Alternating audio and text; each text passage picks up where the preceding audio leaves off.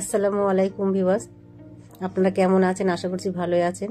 আজকে আমি ডিম আলুর ঝোল বানিয়ে দেখাবো। খুবই সিম্পলভাবে বানানো যায়, বিনা আদা রসুন দিয়েই বানাবো আমি। আর এই রেসিপিটা যদি আপনার ভালো লাগে আমার চ্যানেলটাকে সাবস্ক্রাইব করবেন, লাইক করবেন, শেয়ার করবেন, অবশ্যই পুরো ভিডিওটা দেখবেন। তো আর দেখে নিন কীভাবে বানাই।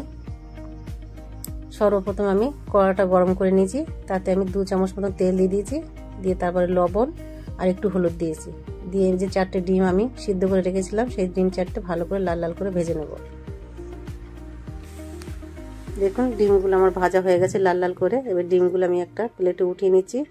ওই কড়াই আমি আরও 4 চামচ মতন তেল দিয়ে দিয়েছি, নুনের চামচের আন্দাজ বললাম আর কি। তারপরে তেলটা গরম হয়ে গেলে আমি ওতে দিয়ে দিচ্ছি কাঁচা জিরে। জিরেটা ঠিক মানে লাল লাল হয়ে আসলে তারপর আমি দিয়ে দেবো পেঁয়াজ। দেখুন আমি পেঁয়াজ কেটে রেখেছিলাম একটা বেশ বড় সাইজের, সেই পেঁয়াজটা দিয়ে দিলাম, লাল লাল করে নিচ্ছি।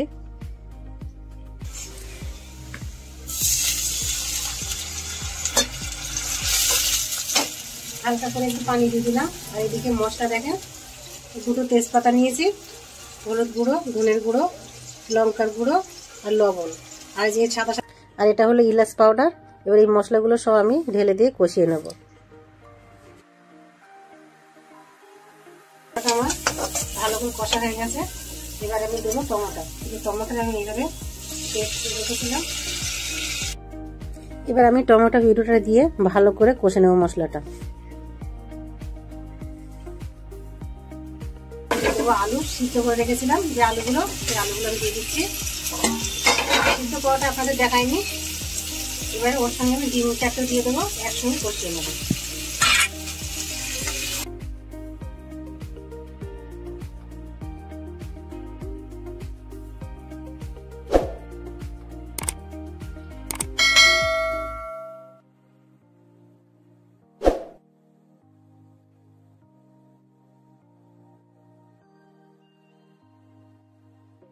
করে কষিয়ে নিয়েছি, দিয়ে আর একটু পানি দিয়েছি। আর একটু সামান্য কষিয়ে নিয়ে আমি দিয়ে দেবো অল্প করে পানি। পানি বেশি লাগবে না, আলুটা সিদ্ধ করা আছে।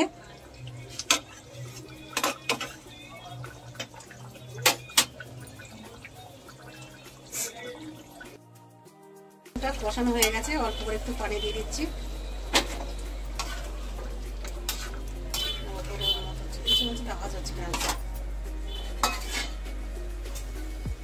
দিচ্ছি কাঁচা লঙ্কা উপর দিয়ে আর ধনে পাতা কুচি।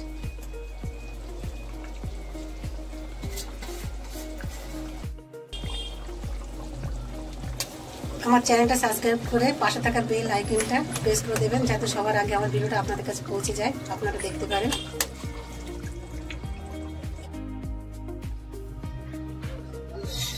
দেখতেই পাচ্ছেন আমার আলুর সবজিটা পুরো রেডি। দেখতে খুবই সুন্দর লাগছে, কালারটা কত সুন্দর এসছে। আমি গ্যাসটা এই অবস্থায় বন্ধ করে দিয়েছি। আশা করি পুরো ভিডিওটা আপনারা দেখবেন, টেনে দেখবেন না। খুবই ছোট্ট ভিডিও, খুব তাড়াতাড়ি হয়ে যায় রান্নাটা। আপনারা ভালো থাকবেন, সুস্থ থাকবেন। আল্লাহ হাফেজ।